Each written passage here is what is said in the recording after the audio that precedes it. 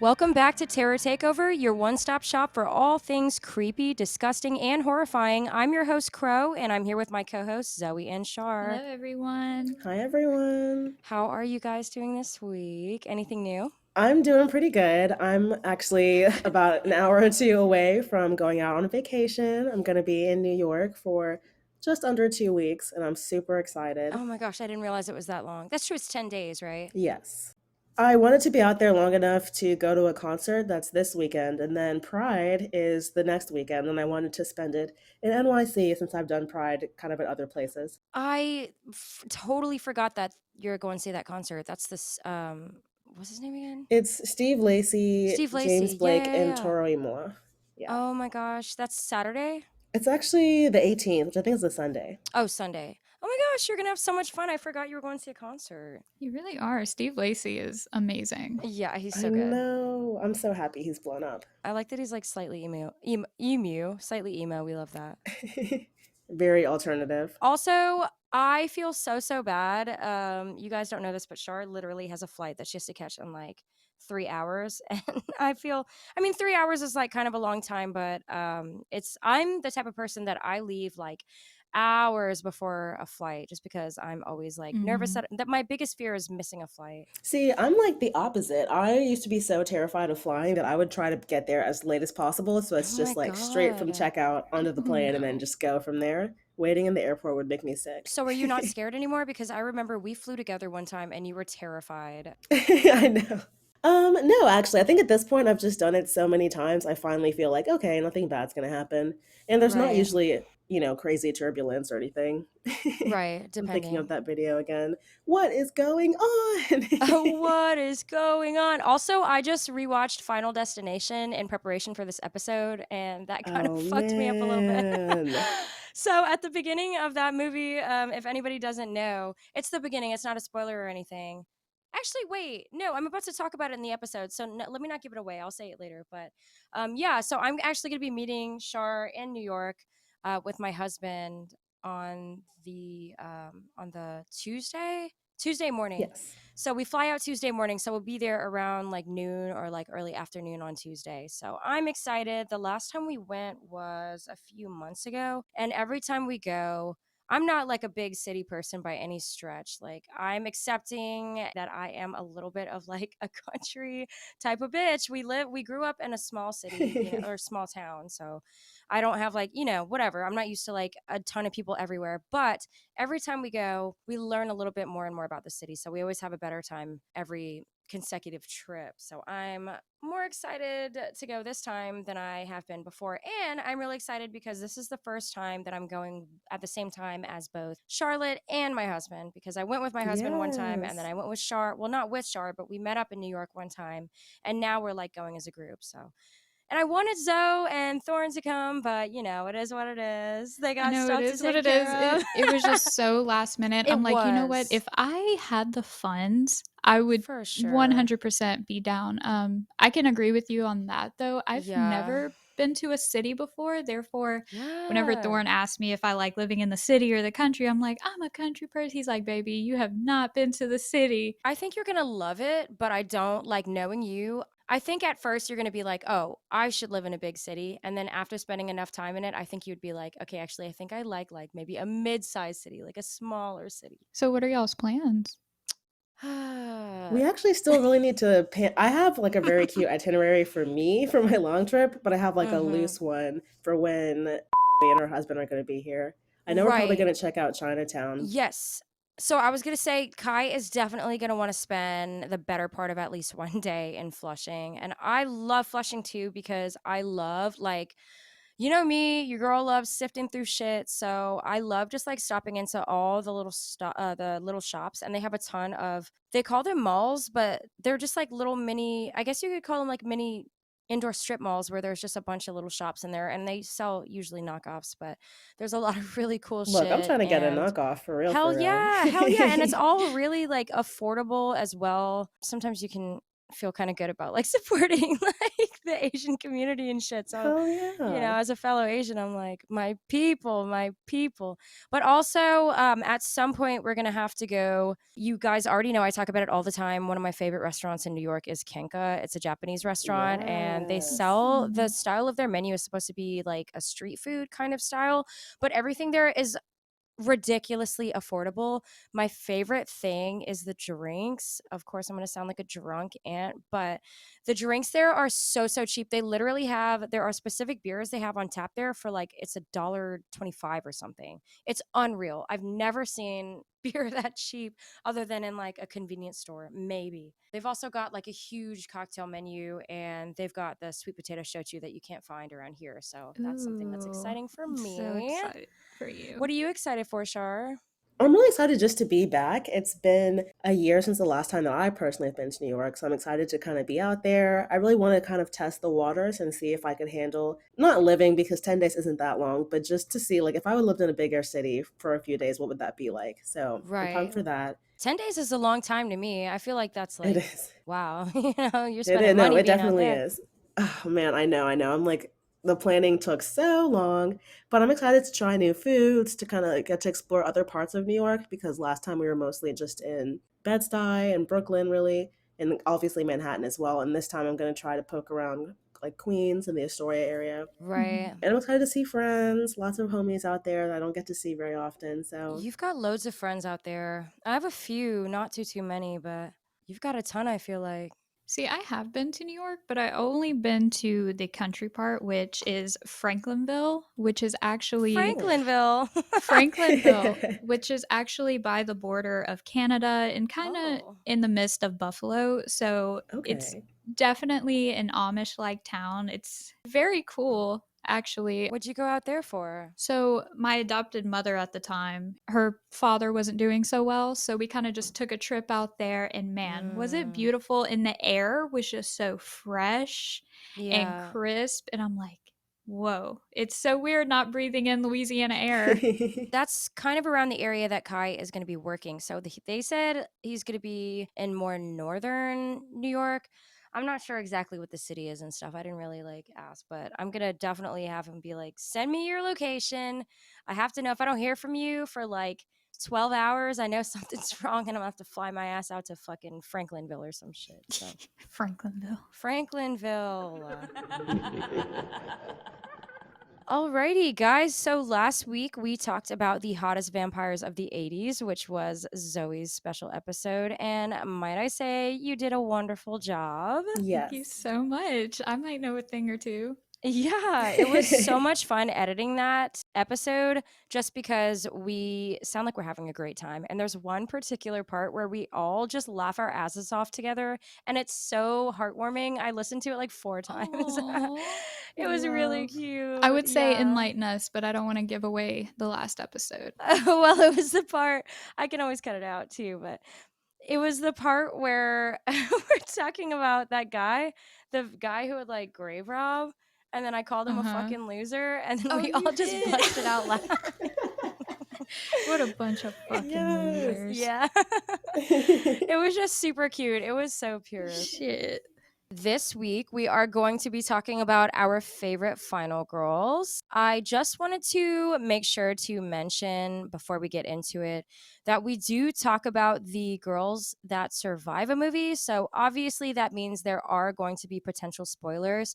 For the most part, it's all stuff you probably know, but I tried not to give out too much detail so that you still are able to watch the movies if you haven't seen them and enjoy them and it doesn't just give everything away. So, I just wanted to ask you guys, in your own words, what is a final girl to you guys? For me personally, a final girl is just the girl that makes it to the end of the movie. The final girls that I've seen lately that I really appreciate are usually very witty. They're usually really intelligent and kind of figure out ways to outsmart the killer and make it to the end. They're always sacrificial and they're just fighting spunky girls. But I know that the sort of official film definition of a final girl is, again, the girl that makes it to the end of the movie.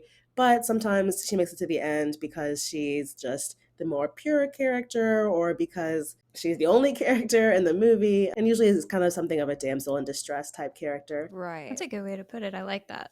The way I understand the concept of final girls is I feel like we kind of have to acknowledge their significance in horror films. I mean, final girls are often the last surviving female character, and they face off relentless killers, supernatural entities, or malevolent forces. And I feel like their backstory is very important too. Normally, a Yeah. final girl, in my opinion, comes with a lot of emotional baggage Right. So true. that makes them have so much strength and resilience and just willing to take down the character. Yeah, Right. they're So sympathetic. true. And usually they're pretty, again, pure. They might not even just a virgin, but maybe they're the only character who doesn't drink or doesn't smoke, stays dressed. I think one of the movies that we're going to talk about mentions how it's always, you can't have sex in horror movies because those are always the ones that die. So, Right. What is it? TV Trope says something about like sex means death or something like that. And it's like so true. yeah. Other than movies today, now movies of today, things are a little bit different. But according to TV tropes, a final girl is the last character left alive to confront the killer in a slasher or slasher like movie, essentially. And then in turn, they are the person that lives to tell the story. You Yeah. might notice that I didn't say anything about a woman. So actually, a final girl doesn't have to be a girl, it can be a man. But the reason why it's called a final girl is because it's almost exclusively a woman that's left alive. According to No Film School, the final girl's character arc usually involves overcoming a personal problem, which is similar to what Zoe said, or Mhm. some sort of inadequacy that is exacerbated by the situation. So maybe she's having to face certain weaknesses because of the stressful situation at hand, and she's able to survive because she's able to overcome. So, common characteristics of a final girl is that obviously they're usually women, not always, like I said, but they Mhm. usually are women. They're always intelligent and resourceful. So they're able to kind of pull things together last minute and outwit the killer in some way. They're usually innocent virgins who remain fully clothed throughout the movie, but as we all said, that is a little bit of an older characteristic of final girls. So that's not necessarily true in movies that are coming out today. They won't usually partake in much drugs or alcohol, but there are exceptions. We all remember the scene in which Laurie Strode and Annie are in the car and they're like coughing on the TV. It's so cute and funny and so 70s. Yes. This is kind of an interesting characteristic that I never really noticed until I saw it mentioned was they often have a unisex name. So we're thinking of Sydney Prescott, Aaron Harson from Your Next, Danny Arter from Midsummer, Yes. all unisex names and not even the half of it. I found so many examples of that. They often know the killer. So again, Sydney Prescott from Scream, Aaron Harson from Your Next, and Kirsty Cotton from Hellraiser as well. Mhm. They're often brunette, but there are exceptions. Again, you might think of Danny from Midsummer, and Laurie wasn't really a brunette, but a lot of girls were. So again, Sydney, Aaron, Kirsty, a bunch of other girls are good examples of that as well. It might be worth mentioning the actual term final girl originally came from a book written by, and actually the author's name is Carol Clover. She wrote a book, Men, Oh, Women, and Chainsaws Gender in the Modern Horror Film, which is definitely on my want to read now. yeah. The book just is a cultural critique that talks about gender in slasher films and in horror in general, and she really has this really big feminist perspective about the importance of the final girl and how final girl movies try to get you to focus more on the final girl versus the male tormentor.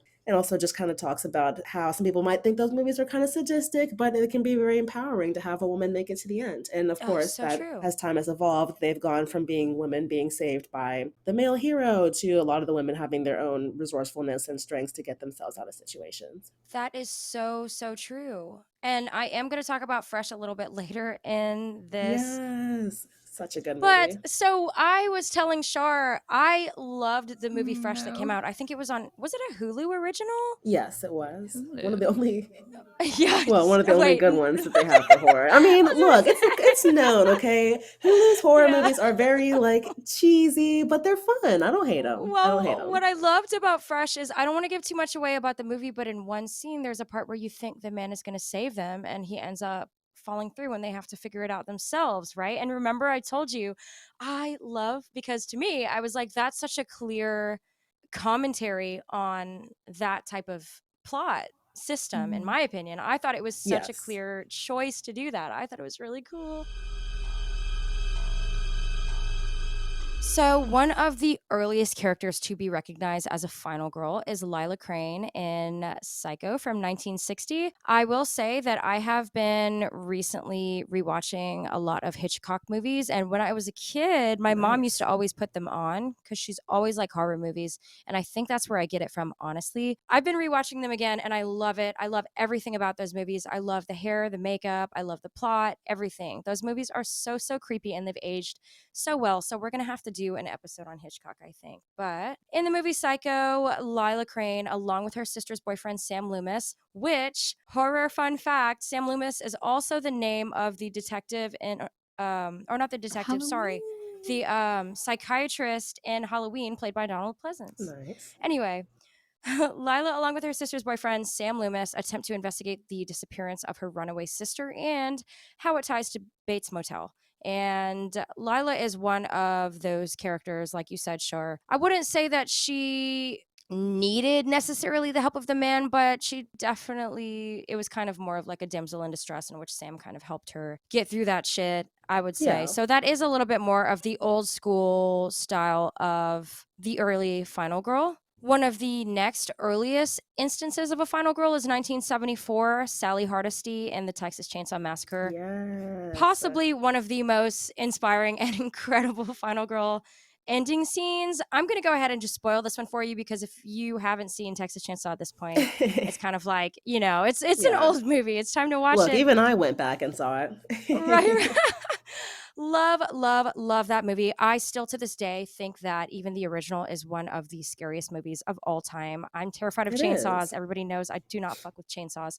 And actually, Texas Chainsaw is one of the most highly profitable, believe it or not, low budget films of all time. Yeah, the budget was like 80K and it made like 30 million. So it was, Well, so according to today's, like adjusted for inflation, they would have spent in today's money 800,000 on the movie, and that sounds like a lot, but what's considered a low budget film by today's standards is anywhere from 2 to about 5 million. So it's about right. half, less than half of what you would expect for a good film, but it made huge profits. Texas Chainsaw Massacre is just a group of friends terrorized by a family of murderous cannibals in a small Texas town, and one by one the friends are picked off. But Sally is the only one who is able to survive, and she does so by jumping in the back of a passing truck. And that is one of the most tense scenes because she's trying to jump into the back of the truck on the road, and she's covered in blood. And thank God the guy actually stopped. Yes. But she's trying Yes. to jump in and she's having trouble getting into the truck, and Leatherface is like just behind her, and the Oh, only reason just that he's moving so slow is because he accidentally chainsawed his own leg.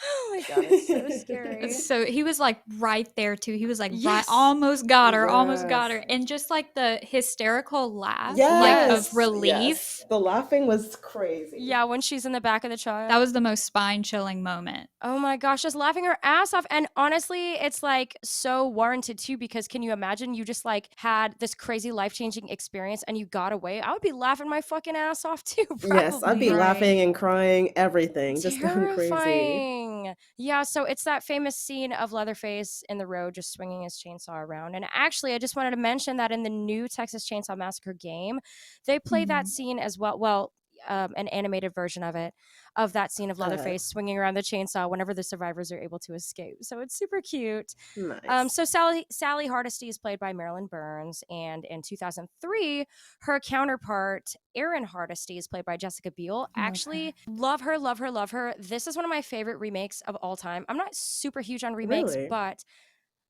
it's an incredible remake. It's so scary, especially how they did Leatherface himself.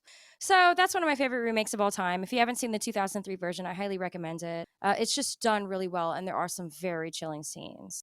Also from 1974, that was that movie you were talking about earlier, Char, is Black Christmas, and the final girl is Jess Bradford.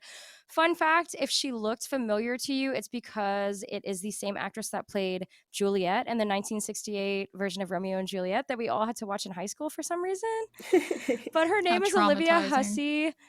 Black Christmas is the terrifying Christmas sorority slasher in which a group of college girls is terrorized by a string of unsettling phone calls before having to fight for their lives. She's not the typical virginal, super innocent character, and as Char was saying, she is a little bit more of a progressive kind of icon in horror, and we start to see a little bit of a shift of that final girl innocent archetype, just a little bit, not too much, but it's introducing the idea that the final girl does have a backstory that makes her not 100% pure necessarily.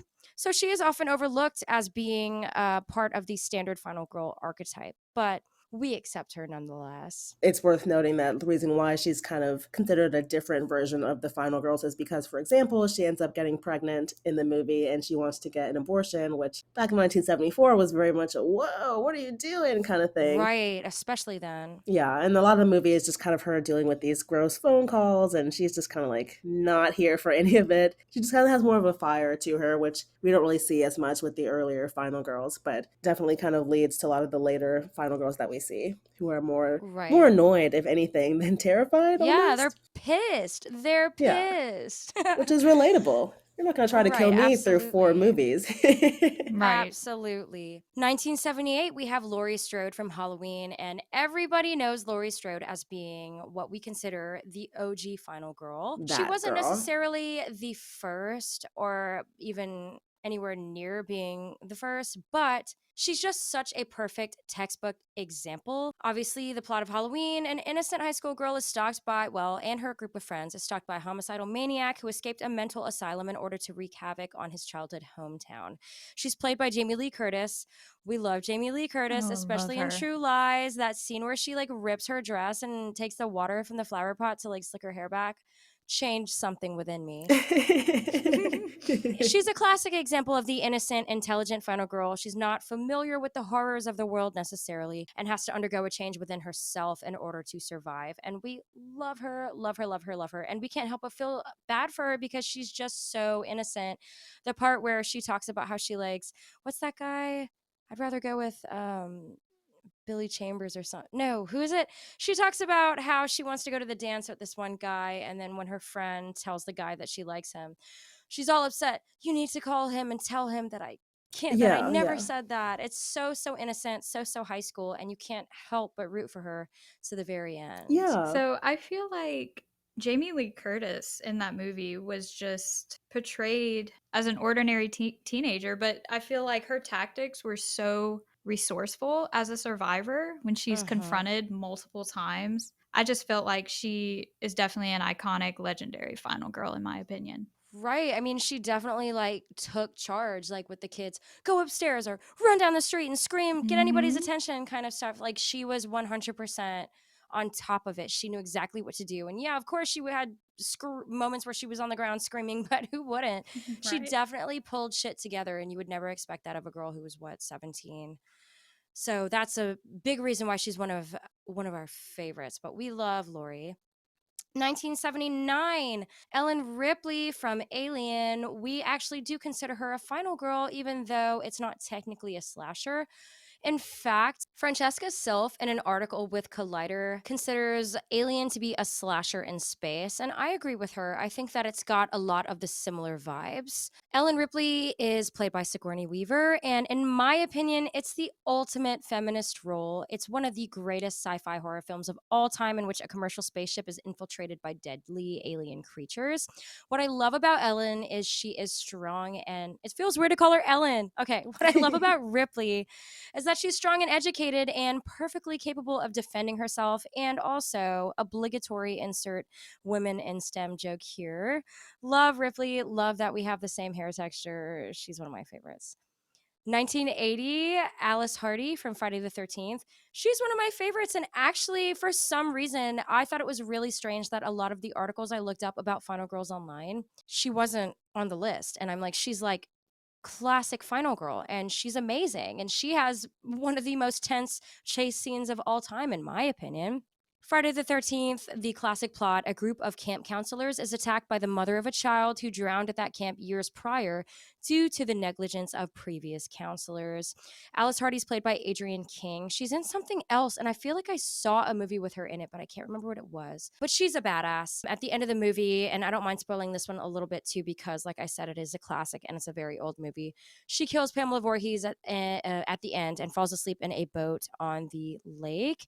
And she does have a false death in which the child, Jason, comes up at the river and pulls her in, but she wakes up in the hospital as the only survivor. And unfortunately, she does die at the very beginning of part two, but she's replaced by Jenny Field as the final girl in Friday the 13th part two, and that's in 1984. Or sorry, 1981. Jenny Field is played by Amy Steele. It's the same similar story. It usually is with the Friday the 13th movies until you get to like the sixth movie. A group of camp counselors is again attacked. This time it's by Jason Voorhees himself because Pamela Voorhees has died in the previous movie. And she's actually able to trick him by cunningly dressing up as his mother. And I thought that's a really cool and scary That's scene. Yes. Love that one. I'm gonna have to go back and rewatch it. It's a great movie. I would have these phases when I was a kid where I would just rewatch all of the Friday the 13th movies. They used to all be on Nice. Netflix, all of them. So I would just rewatch like from start to finish up until the one where Jason goes to space. That's just too much for me. I'll watch it once, but never my again. favorite one was the one with Corey Feldman in it, and then later on during that, he's in the psych ward. Hey, viewers, it's time for a trivia question. In the movie Friday the 13th, how does Alice kill Mrs. Voorhees? A. She stabs her with a broken boat oar.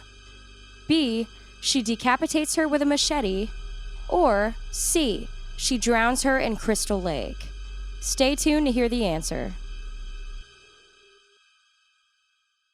1984, Nancy Thompson, A Nightmare on Elm Street, played by Heather Langenkamp. Everybody knows the plot of A Nightmare on Elm Street, but for those who haven't seen it, if you've been living under a rock, a group of teenagers is stalked by a murderous ghoul with blades protruding from his fingers, who's able to harm them by haunting their dreams, which to me is, even to this day, a terrifying concept. Absolutely. Because one of the things about being in a dream, you might be scared shitless, but then you realize it's a dream and you're like, oh, well, you can't hurt me, especially if you're able to, what do you call it when you're Astral project or lucid dreaming?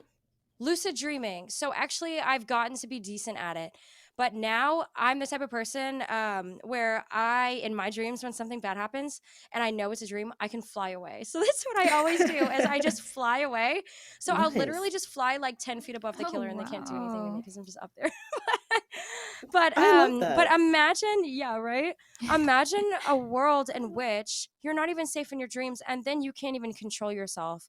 You need to sleep. You can't control yourself from avoiding it. So she kind of becomes a part of this transition to a newer type of final girl where she is cunning with a killer's wit and she's able to set up traps to be able to actually lure the killer to his downfall rather than just hoping something's going to happen. She's actually proactive about ending the problem. So she's a Right. precursor, in my opinion, to final girls similar to Kirsty Cotton and Sydney Prescott, this tough guy kind of final girl.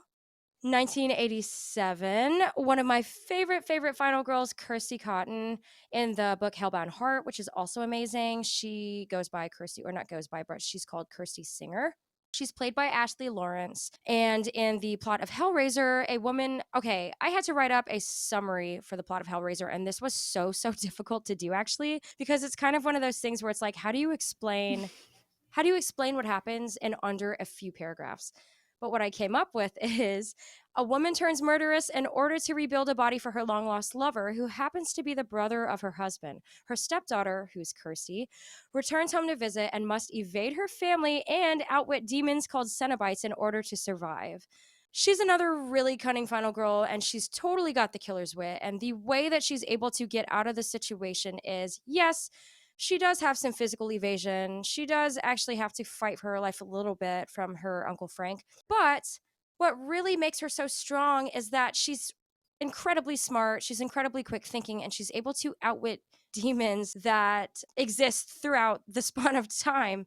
She's kind of an asshole. That's probably why she's one of my favorites. And Yes. actually, in the book, from what I remember, she isn't exactly described as being super charming or likable, which I think is really Mm. funny. They don't necessarily want you to really, really like her. Or they don't necessarily make it easy, that is, but I love her nonetheless. She's one of my favorites. 1996, everyone's favorite new age final girl, and I say new age even though it's 96, but it is new age.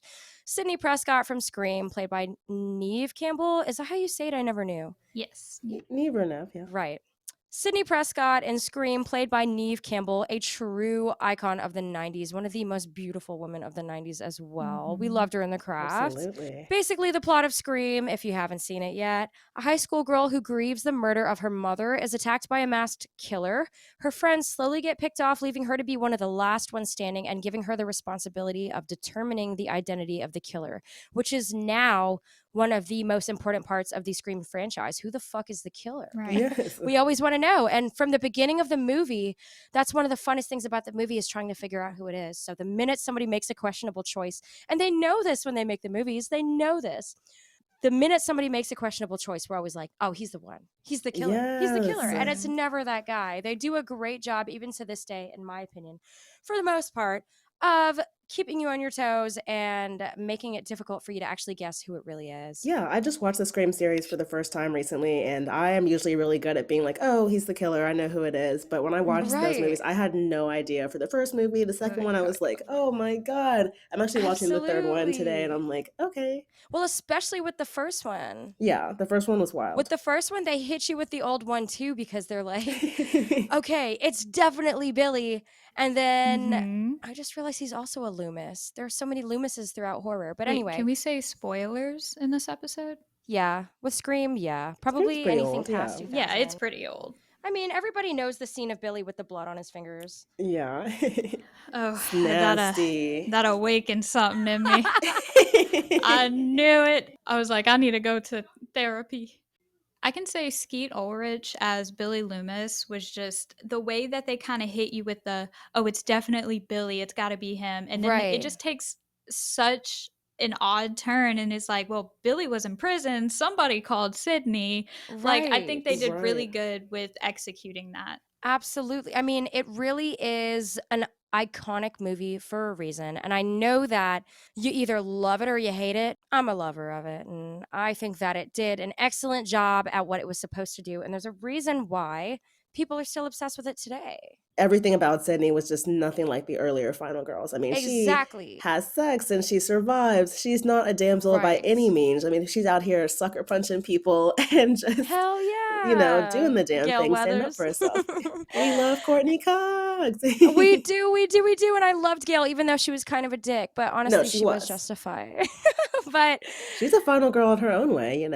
absolutely. Yeah, it definitely was a movement away from the innocent virginal type or the type that kind of was just clueless, or not necessarily clueless, but just blind to the horrors of the world. It's Yeah. more so a movement in the direction of somebody who's aware of herself and aware of horror movies and aware of bad things that happen. And Yes. because of it, stronger, not necessarily just shocked and Afraid. having to undergo this big internal change in order to be able to survive. She had it within her all along. And I would say the reason why people like Sydney so much is because she's a little bit more relatable to the type of women that actually watch horror movies, in my opinion. Right.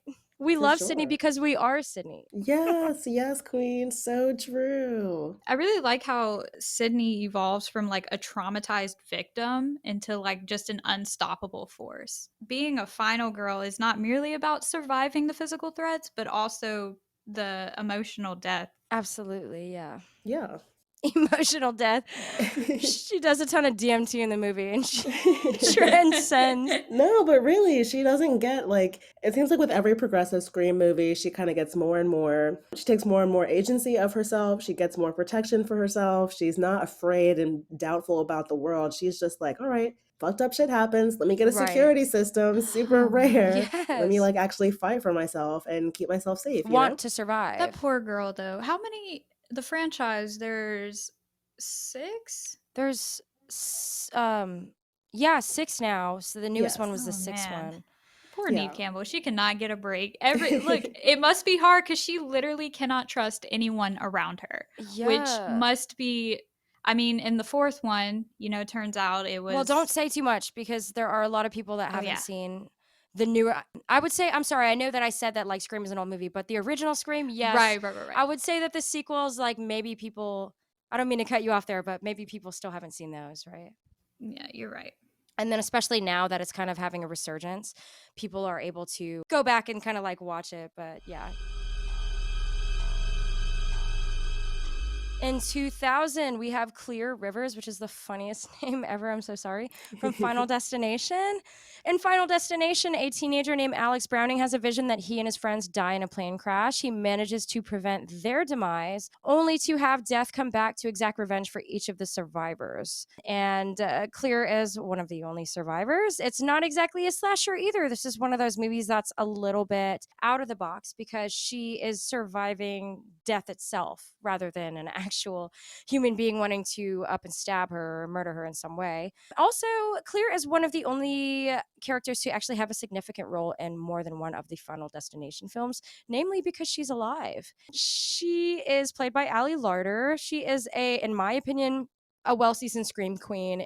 She's known for her role as Claire Redfield in Resident Evil, the live-action movie series, and also as the sexy, obsessive temp worker Lisa in the movie Obsessed with Beyonce and Idris Elba. That movie is so good too. If you haven't seen it in a while, that's one of those early 2000s movies that, in my Yes. opinion, is worth a rewatch. I just think it's kind of crazy to see Beyonce in an acting role, Girl. especially horror, right? But she does a good job. 2009, we have Samantha Hughes from House of the Devil, which is one of me and Zoe's Ooh, I favorites. love that Oh, The House of the nice. Devil is an underrated movie, in my opinion, by a very one. well known director, Ty West, who is popular now for X and Pearl and soon Maxine. But he also did House of the Devil, and he did an amazing job with that movie. It's one of his earlier ones. In that movie, a broke university student, who's Samantha Hughes, is tricked into doing hospice work under the impression that it is to be a simple babysitting job. She soon discovers that the job is much more than she bargained for, and the family who employed her has a dark secret. She's played by Jocelyn Donahue. She was also in that movie Holidays, which actually Zoe had to point out to me. I was like, why do I know her? Mhm. You're like, oh, that's I the House of the know. Devil girl. I was like, oh shit. She was also in Doctor Sleep, and she was also in Insidious Chapter 2. And I think that she has got that totally classic final girl look. She's got that really innocent college student with the dark hair and the innocent eyes and stuff. And she's got the roommate that's like sexually perverse or whatever, but she's like the one that's like, she doesn't have a boyfriend or anything. She just wants to be a babysitter as a college student. She also is tough. So she is a little bit of a combination of the older type of final girl and the newer one as well, because she does fight tooth and nail to defend herself. I think me and you both talked about this not too long ago. We thought that movie was filmed in the 80s. And then we kind of Right. had to look at when it was actually filmed. And I'm like, the cinematography with that, it was just spot on, just very capturing and just slow burning tension. I feel like it really explores the themes of like satanic cults, isolation, and definitely the horrors that lurk behind seemingly ordinary facades. Definitely, because it all just seems innocent. You just never know. Right. Hell, Larry next door might be into some weird shit. I don't You know. never know.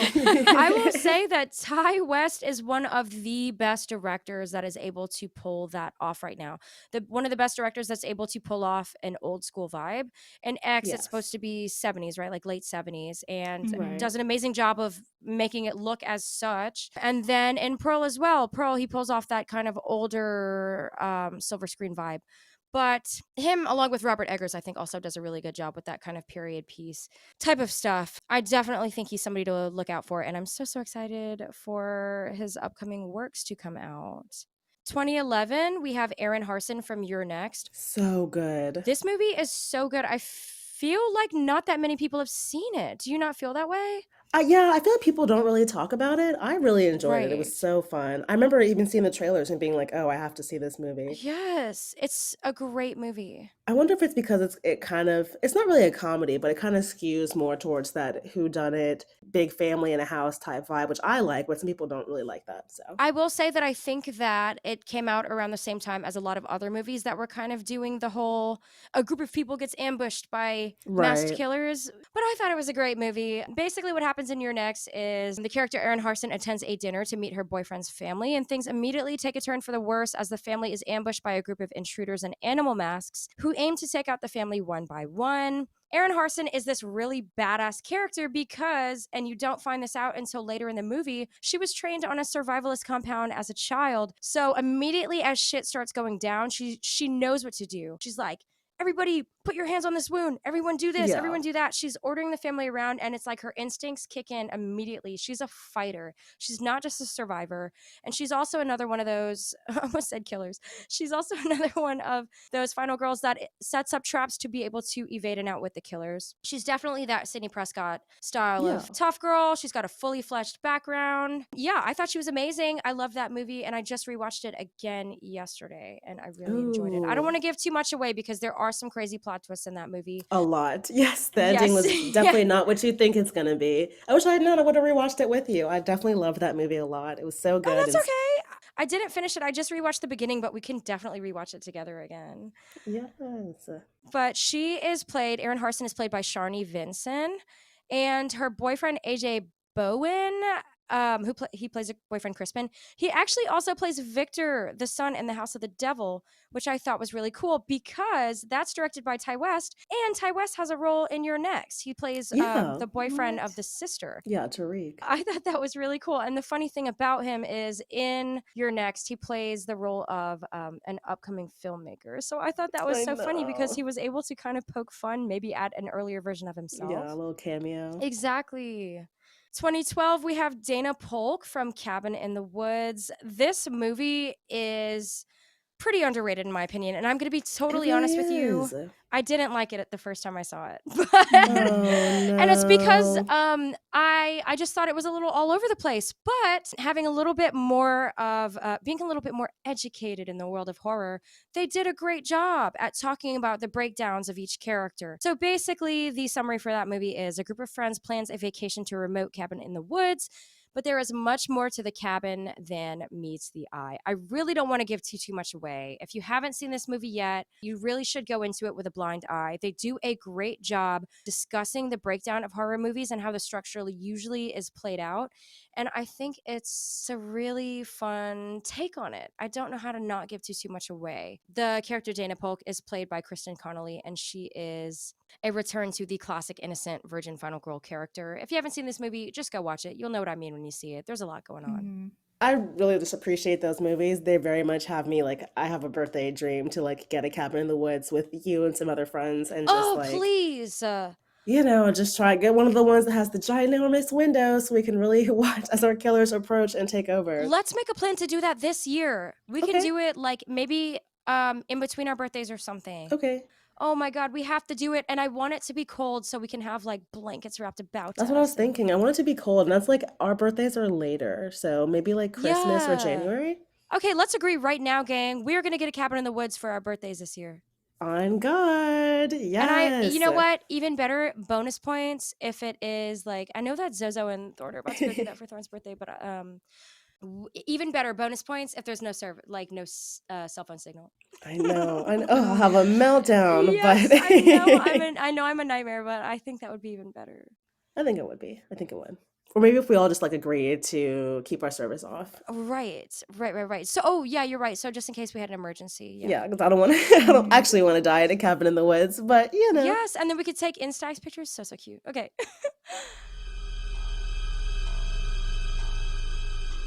2014, Jay Height from It Follows, played by Micah Monroe. She's also the same actress from the movie Watcher, not to be confused with the Netflix series The Watcher. I got really confused when I was looking for the Netflix series The Watcher. That movie kept popping up. I was like, is this what everybody's talking about? It's a movie, it's not a series. But anyway. In this movie, unsuspecting teens are punished by the ultimate STD, an unnamed creature which follows the person that the curse is spread to via sexual intercourse. Jay must survive by spreading the curse to others who are willing to be intimate with her. To me, I think that this is interesting because it's a juxtaposition of the typical final girl characteristic in which teenagers in this one have to have sex in order to survive. If they don't, or they have to be abstinent altogether. If they don't, they're going to die. And I think that's interesting because usually the final girl, if she has sex, it's a punishment. And so, in a way, Right. yes, it's a punishment because they get the creature if they have it. But in order to spread it, in order to get rid of it, they have to continue being sexually intimate, essentially. And I think it's a really, really good movie. The first time I saw this movie, and the first time they show it, basically, because they don't really Mhm. call it anything, I was scared shitless. I was so fucking scared. This was one of the, in my opinion, best horror movies to come out around its time. I think that it has a cult following for a reason. And if you haven't seen it, highly recommend. I don't recommend looking too much up about it before you watch it. Just watch it. There are certain scenes that had me jumping out of my skin. There's the one part where, if you guys have seen it, one part where this fucking creature comes through the doorway. If you know what I'm talking about, then you know which scene I'm talking about. It's so, so scary. And it's like the craziest jump scare. Even thinking about it now is giving me chills. I'm going to have to go back and rewatch that movie again. It's one of my favorites. 2016, we have Maddie from Hush. Maddie is a different kind of final girl because she is deaf. In Hush, Mhm. a deaf girl must survive against an invader that wants to enter her home. And what's interesting about this movie is you would think that her handicap works against her because she's unable to hear. But in a lot of ways throughout the movie, she actually finds a way for it to work with her and against the killer. I think that that's really, really cool. And I think that it is a very unique movie as well. Absolutely. I agree. The fact that there's like a deaf protagonist, I think that's so unique through Maddie's perspective. I mean, the audience is like completely immersed in the world of silence, her world Yeah. of silence. And it's terrifying. They do a good job of kind of like helping you see from her perspective as well, because there are parts where they just have it with no sound and they're kind of Yes. like, oh, well, this is what it would sound like to her. I can't even imagine. That's so It's also scary. frightening to think about. Yeah, like I'm sure, I mean, I don't, unfortunately, in my life, I don't personally know a bunch of people who are blind or deaf or anything like that, but I'm sure they Right. also have to worry about, being potentially murdered or attacked. And the idea of a killer being aware that their potential victim is someone who's, differently abled, that's kind of like, wow, there are just no depths for evil, pretty much. Right, right, exactly. But that's what I was gonna say. No Also, the limits. killer, like, have you no shame? I mean, not to Literally, say that it's okay to kill anybody, but have you no shame? you know, Right. Also, another thing to mention, she's played by Kate Siegel, we love who her. also played in The Haunting of Hill House and Bly Manor, and she's also unreal beautiful. She is so gorgeous, this woman. Yes.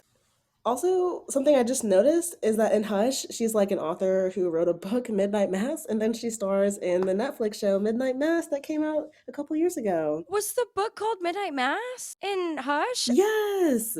That's incredible. Is it the I'm same blown away. director? I don't know, Mike Flanagan? Let me see. Mike Flanagan did what? Midnight Mass or Hush? Hush. Yes, it is. It's the Yeah, he same did. director. Look, I should have Oh known. my Should have known. gosh. Oh wow. I love that. I love like little cameos like that. How cool. Yes, a little Easter egg. Yes, absolutely. Alrighty, it's 2019. We have Danny Arter from Midsummer. This is going to be Charlotte's favorite part. Oh my god. That one messed me up. Great movie. Charlotte's username, I just want y'all to know, Unlockboxed, is Char Oh. Summer.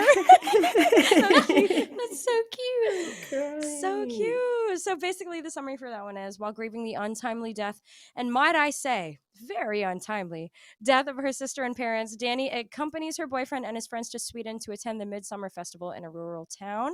The experience turns out to be much more authentic than any of them expected, to say the least. But in my opinion, the real horror was actually the life she left behind, not this Midsummer Festival at all. Her shitty, unfaithful boyfriend, and the death of her entire family. Yeah, I totally agree. I mean, this movie is so interesting because she's not really a traditional final girl in either sense. Like, Right. she's not the person that's actively being attacked throughout the movie. If anything, I mean, I don't want to spoil the movie too much, but if anything, she's probably being embraced and treated better by this strange cultish community versus her friend, well, not her friends, Absolutely. her boyfriend's friends. And then also, she's not completely helpless either. She is grieving and going through a lot, but she tries to advocate for herself when her boyfriend's just not being there, not being present, being accused of all these things. It was really such a good movie and really cathartic just to kind of watch and see. Also beautifully shot as well. Ari Aster and A24 have my heart always. I'm definitely gonna say I have to go in and watch that one again, but I can say from what I remember, I really enjoyed how the festival in the film like depicted like inspiration from like real life Swedish folklore. Oh yeah. I mean, he did his homework for Yes. sure. Oh yes, for sure. Also, just have to mention Florence Pugh did amazing. I don't think anybody else could have done a better job playing that part. Totally honest. Mhm. Like, just her facial expressions, everything that brought emotion. I hope she got the therapy she needed after that role. I absolutely agree. Florence Pugh's, like, at this point, iconic frown is just everything for me. It's so real, it's so raw. And I don't know if you were going to touch on this one later or not, but she also stars in the very recent Don't Worry, Darling movie. And even though I did not personally love that movie, it's very much just a modern Stepford Wives with a lot less depth. She did a really good job in that movie as well. And she's a lot more of the badass, resourceful character that we know she can be. Hell yeah, we love it. Same year, 2019, Ready or Not, Grace Lee DeMoss plays a new bride who must take part in a deadly game orchestrated by the family of her husband on her wedding night. I just want to say Samara Weaving is gorgeous, looks a lot like Margot Robbie in my opinion. Yes. And I really loved that she had like a little short role in the new Scream movie. I don't really want to say too much about it. If you haven't seen it, that's like still a super fresh movie, still hot on the presses. But Samara Weaving is a great actress. She is definitely one of those up and coming new group of Scream queens, along with Mia Goth and Jenna Ortega, in my Mhm. opinion. Also, she plays Bee in The Babysitter. 2022, we have Emerald Haywood from Nope. In Nope, Emerald attempts to uncover the secrets behind her family's ranch after witnessing an unusual phenomenon. By Kiki Palmer, who isn't exactly known for her horror roles, in my opinion, but she was highly acclaimed for her part in the film. Yeah, absolutely. She is just like, she pretty much is the film. Like, there's not a whole lot of characters or scenes, but for the ones that you do see, she's definitely the most high energy, biggest personality. I think it's interesting that she's considered a final girl because, for one thing, the ending is very ambiguous. We don't know that she's the only Right. person left, not saying too much there. And it's not much of a slasher either, but No, it's not. No, it's very much just one of those movies where there's sort of a force, which is similar to It Follows, where there's sort of a sinister presence versus actively being right. attacked by a slasher. But if you still want to give props to it, she is like, I feel like Kiki Palmer just played herself in this movie. I mean, she was just very country, very Just badass. They did loose. all kinds of like tricks. But she was good, you know? They're trying to capture this thing on film, and they even have a professional, like super, what's the word I'm looking, pretentious guy who is a cinematographer, and she completely outsmarts him, outsmarts her brother. She just is the only one that's actually able to achieve their goal by the end of the movie. So Right. I can see that she deserves her place as a final girl for sure. I think it's a great film. I've seen it a couple times. I can say be prepared for the intriguing imagery. I can definitely Yes. say it's sparked a lot of speculation. You kind of wonder like is this going to be a supernatural tale or is it going to be like an exploration of like societal fears? Yes. Well said. Yeah, I remember seeing the trailer and being like, "What is this movie about?" Yeah, no And then I it's actually yeah. watched it, and I was like, "What is this about?" But it was really good. I think people just wanted to include Jordan Peele's movie since he is such a prolific director and writer producer Right. in the horror scene right now. Although most of his movies, I wouldn't say have a traditional final girl. Right. Get Out has a final guy, Well, they tried to include him as on a lot of the lists. They tried to include Daniel Kaluuya's character, and I love him. I think he's amazing. right? Is Jordan Peele is he Yes, from Key girl. and Peele? Yes, Yes, it's yes, What? crazy. yes, I did not realize that. That yes. is insane. I love the versatility. Absolute dilettante. I Oh love it. man. Whenever I've like kind of started hearing about him, like starting to do all this shit, I was like, huh? Like the same guy? That's like so random, you know? Absolutely. I never even really liked Key and Peele that much, so I was really happy that he pivoted to something else that I do fuck with a lot. Facts, facts. Hey guys, it's Crow back with the answer for the trivia question from before. If you said B. She decapitates her with a machete? You were correct.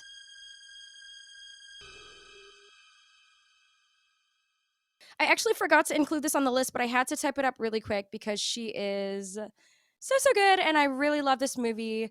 Noah from Fresh in 2022 as well. In her attempt at online dating, a woman meets a man who wants more from her than she can give, to say the least. I don't want to say too much about this movie either. Been there. Highly recommend you watch it if you haven't already.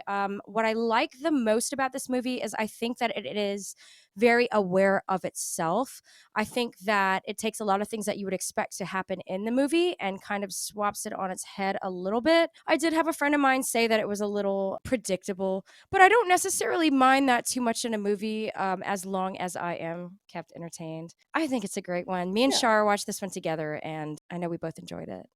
I was embarrassed by how much I related to Noah from the Oh my beginning to the God. end. I was like, wow, this could very easily have been me. I'm surprised it has not been me already, knock on wood, but she is very much so someone who goes to all lengths to try and evade her captor. Right. There's lots of very fresh, I suppose you could say, scenes in the movie that will Good one. absolutely wild you Good out. one. But That one scene in which I don't want to give too much away, but that one scene when he's in the kitchen, like looking at the pictures and like dancing. Oh my God. yes, You know what I'm yes. talking about? That part is like so fucked. Like, oh, Jesus Christ. Oh my God. Great movie. Highly recommend. It's on Hulu, I believe, right? It's a Hulu original. Yes. So good movie. It did originally premiere at Sundance Film Festival as well, Oh, but did it? anything at Sundance, yeah, anything at Sundance is usually a pretty good Oh, yeah, for sure. And then we saved our best for last, or our best most recent one for last. Maxine Minx in X. We We love her. absolutely love her, played by Mia Goth, obviously, who, as I said earlier, I believe is part of that dawn of the new group of Scream Queens. So Anya Taylor-Joy, Jenna Ortega, Samara Weaving, I think that they are Yes. all kind of part of that cool girl survivor vibe. We love her. In this movie, it is, in my opinion, the ultimate departure from the innocent final girl archetype. One of the women who wants to make a living as an adult film actress is the only one to survive, and that is Maxine. We know that. I mean, that's kind of like one of the whole points of the movie. We know that she's that girl, but I Yeah. don't want to give too much away about that one either. That movie is so wacky and wild. Love it. That entire trilogy is going to be amazing. Can't Yeah. wait until they come out with the third movie. Maxine. Yes. Which also Halsey's supposed to be in that one too, which I'm like, okay, that'll be interesting. We'll see.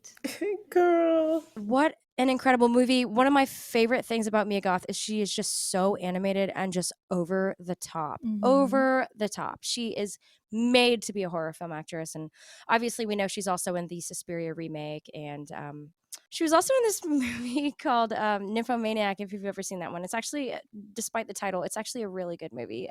There's two of them, I believe, unless they made another one. But it's actually really good, but don't watch it around your parents.